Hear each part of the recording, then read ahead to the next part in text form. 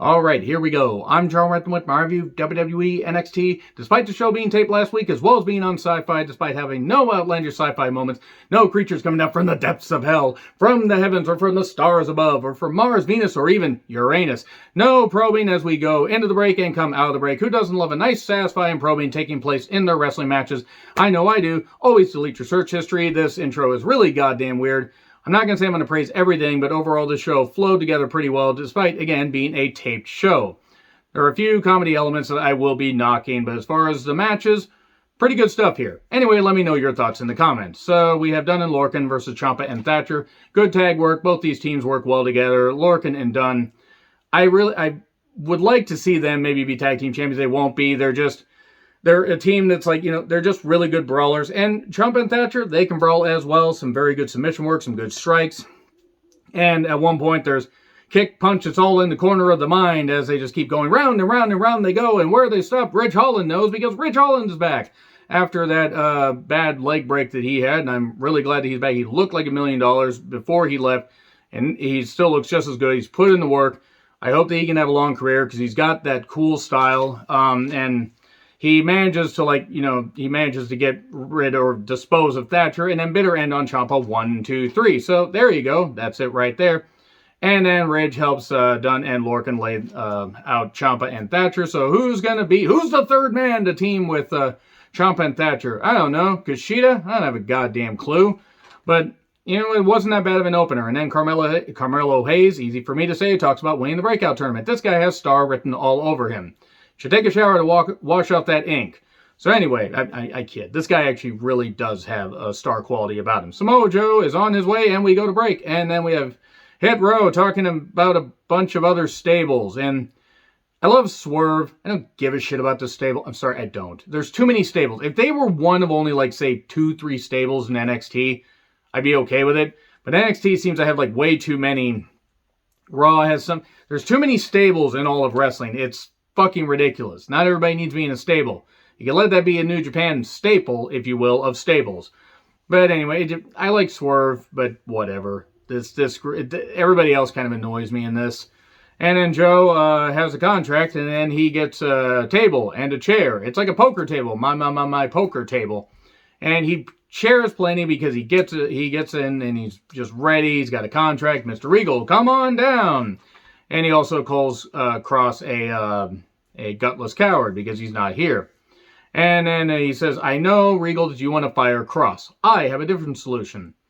I will resign as part of NXT management. So that whole storyline just went tits up automatically, within a few weeks. I think we knew it wasn't going to last long. I just didn't think they were going to hotshot it like this. He says, reinstate me or reactivate me on the roster, and I will take care of Cross at TakeOver 36. Regal relents and agrees and says, fine. Okay, I hope you know what you're doing. This is going to be good for Joe. This match sounds really good on paper. I just hope it can deliver because let's be perfectly honest, the Karrion Kross experiment has kind of not worked. Kind of hasn't worked because when you take away Scarlett and you take away the smoke and mirrors because you're all just smoke and mirrors, it kind of, it shows the fact that he's a really good worker and that's all he is.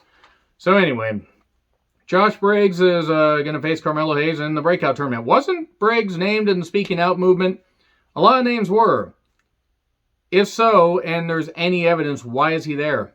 Genuine question. So many people were named, and there was so much evidence against so many people, it's hard to filter, through all the names and everything. But was he? If so, what were the deals? Don't give the gory details, but what was the deal? Was nothing found out? Did WWE just send him away and say, hey, we'll wait for this to, get swept under the rug? It's not like Vince McMahon's ever swept stuff under the rug, paying off a police chief for Jimmy Snuka, or Triple H trying to, keep Dream on the roster, despite the fact nobody wanted him. So anyway, LA Knight and Cameron Grimes are doing comedy on the golf course. Okay. And Knight is making him his caddy and making him go all around everything. He's being very catty with him, if you will. Carmelo Hayes versus Josh Briggs, breakout tournament quarterfinal. Hayes uses speed and has some good power. Briggs obviously was a bigger guy and was knocking Hayes down and all around come on defense work. And Duke Hudson joins commentary and chirps about himself. It was very uncomfortable. I don't know why he didn't talk about himself. Chirp, chirp, chirp, cheep, cheep, cheep, cheep, cheep. Anyway, eventually after Briggs looked like he might have had it, nope. Carmelo Hayes hits a leg drop variation off the top. 1, 2, 3. And he's going to face Hudson next. Next week? I'm not really sure, but I know soon. And then Frankie Monet is Robert Stone and Jessie Kamea, the very statuesque Jessie Kamea, and talks about rebuilding the Robert Stone brand. And good luck with that, because that thing was incinerated from the word go. But I like Frankie Monet. And then Grimes went fishing for LA Knight's balls. Never thought you'd see a Southern guy chase around the balls of a rich Caucasian man on camera. Again, always delete your search history. Ted DiBiase shows up and says, the Cameron Grimes I knew wouldn't have, wouldn't be doing this. He'd be fighting back and everything. You knew him for a few weeks, and you kept pestering him repeatedly, like early and often. And now all of a sudden he's like a good guy. Well, it's because LA Knight, had everything he wanted, everything he needed, and then he laid out Ted DiBiase. But that was DiBiase's TED Talk. Assuming that joke did not make everybody turn off the video in disgust, provided that, the jokes before didn't, let's continue. So, Dakota is out there with Raquel Gonzalez, and Dakota looks like a star. Raquel looks like a star.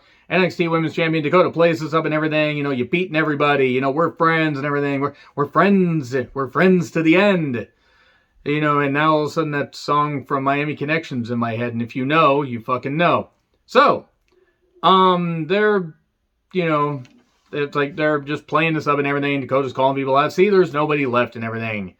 But I'm with you. It's like, who runs this NXT Women's Division? Who could be next?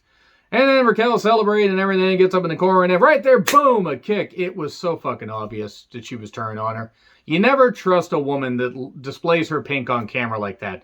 Trust me. Just trust me on this. Don't ask how I know. And don't ask me why I'm thinking about Dakota's pink. You are too. Stop thinking about it. I know you're thinking about it. Stop it, and I'll get some help. So anyway, she stands over her and everything. I think that unless they're going to actually call Dakota up to the main roster, she could win. Because if she doesn't, they got to call her up. They got to do something with her. And then Raquel can have a longer run. Or they can call Raquel up. I mean, maybe they think she's ready. I don't think she is. I think Dakota's more ready. And her doing the honors for Raquel wouldn't be the worst thing. I'd love to see Dakota as champion. But if she isn't, she'd go to SmackDown and become the SmackDown Women's Champion at some point. I mean, hell, Nikki Cross never held the NXT Women's Championship. And now she's a Raw Women's Champion. At least as of this recording. Probably won't be for very long. But that was great stuff. Really well played. And then Adam Cole, baby, talks about how O'Reilly screamed his name. And then how he will help Reed, get off his mountain. He will help him off his mount. I'm not really sure why he would want the colossal mount. I'm just going to keep saying the word mount because it's funny. So Io doesn't want to hang with Zoe, but then says, okay, fine. And Zoe's like, great. Probably because Io knows about Zoe's politics. Anyway, Mandy is talking to Gigi Dolan and JC Jane, and sweet fucking Christ. I mean, I know that that's her name, Gigi Dolan, but I also keep calling her Priscilla Kelly because I met her at multiple indie shows. Sweetheart, so happy for her success. JC Jane has a great look. Mandy, I hope that this does do something good for her, but it's just so weird that they had her teaming with Dana, and then they were like, okay, let's just pivot away from that, and let's just have her go be, let's just have her be somebody that's recruiting people because we just need more fucking stables in NXT. But you know what? I'm not against Gigi and JC teaming up. And that's all I'm going to say. In the ring. This is getting weird. So, Frankie Monet and Jessie Kamea took on Casey and Caden. Yeah, by the way, Casey and Caden, says to Frankie, hey, we're going to challenge you to a match. Casey will not mask her insecurities or anything else. This match happened. I do like Frankie, Taya Valkyrie. And Jessie isn't bad in the ring, but Casey and Caden, they're a decent enough team, but I don't care. And at one point, Robert Stone had a man purse. Nothing wrong with a man purse, but he threw it at Frankie pretty hard and says, finish her. She was going to beat her, you idiot. And then the distraction leads to Frankie Monet, of all people, getting pinned. I don't get it. And then Wade interviews, Roderick Strong and Malcolm Bivens. I don't really care about this group. I don't. I mean, Malcolm Bivens, I don't get the appeal of Malcolm Bivens. I'm not knocking the guy. The guy can talk. I just haven't seen anything on WWE TV that has led me to, see this grand hype about him. So, they're talking about money and finishing Fish. They want to finish Fish off. They want to gill him completely. It's Roderick Strong versus Bobby Fish, a match we never thought we'd see. I never really cared if I saw it, but I guess that counts. Regal, Triple H, and Shawn talk about making Walter versus Ilya Dragunov for the NXT UK Championship at TakeOver 36 because they couldn't come up with a solution except this one that will hopefully not be finalized. Actually, it is a finalized solution. So anyway, I think that Ilya could actually win. As of right now, TakeOver 36 is in the CWC. I kind of wish they'd run a bigger venue. I think that match needs a bigger venue, but we'll see.